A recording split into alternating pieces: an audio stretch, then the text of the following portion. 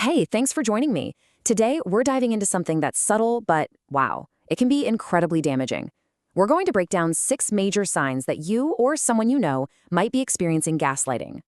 So let me just start by asking you this. Do you ever find yourself in a conversation and afterwards you're just second guessing everything? Your own memories, what you saw, what you heard? Maybe you even feel like you're losing your grip a little. If that sounds even vaguely familiar, you are in the right place. So, what is this thing we call gaslighting? I mean, it's a term that gets thrown around a lot, but what does it actually mean? Let's get a really clear definition. At its core, gaslighting is a form of manipulation where someone tries to make you doubt your own reality.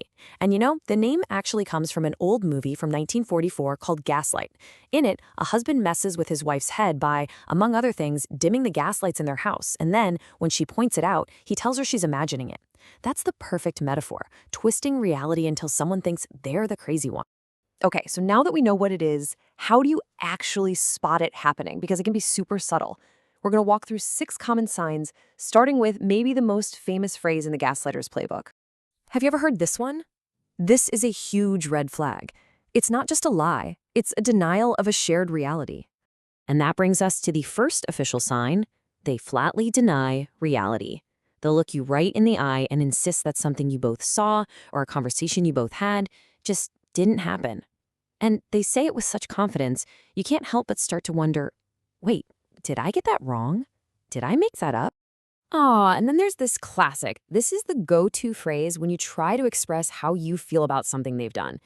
Which leads us to sign number 2. They attack your emotions. See, your feelings are totally valid. They're a reaction to what's happening. But a gaslighter will flip it and make your reaction the problem. By calling you too sensitive or too emotional, they're basically telling you that your feelings are wrong. And over time, that teaches you to stop trusting your own emotional compass. This one's a direct hit. It's not just denying something happened, it's an attack on who you are as a person. And this is sign number 3, and it's where things get really, really insidious. They actively question your memory. A gaslighter might literally hide your car keys, watch you panic looking for them, and then say, "See, you're always losing things." They create the problem just so they can blame you for it and prove that your mind is unreliable. And here's the thing, these signs don't just happen once in a while. They build on each other day after day and lead to this slow, painful erosion of your sense of self. It's like looking in a mirror and seeing a reflection that's cracked and warped. After a while, you just stop trusting what you see, what you feel, and even what you know to be true. So the big question is, why? Why would somebody do this to another person? Well, it's not random, and it's definitely not accidental. There's a very clear and honestly a very chilling goal behind it. It all boils down to one word: control. And there's a pretty clear 3-step playbook. First, you create doubt. You make the person question their own mind. Then, once their confidence is shaky, you gain control. Because it's way easier to control someone who doesn't trust themselves. And the final awful step? You make them dependent on you as the only person who knows the real truth. Okay, I know that all sounds really heavy, but just recognizing what's happening is a massive first step. So how do you fight back against something that's designed to warp your reality?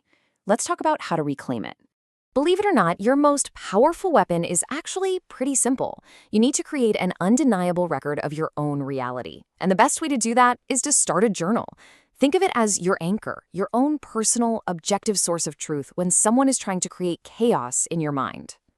So here's how you do it. Be as specific as possible. Write down what happened or what was said and use their exact words if you can. Always put the date and time. And this is so important. Write down how the whole thing made you feel. That way, next time they say, "I never said that," you don't have to rely on a memory they've been trying to destroy.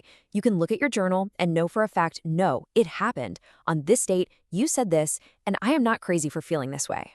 So we'll end on this. Spotting gaslighting isn't just about calling out a manipulator. It's about taking back your own story. It's about making sure the reality you live in is your own, not some distorted version someone else built for you. So the question I want to leave you with is this: whose reality are you living in?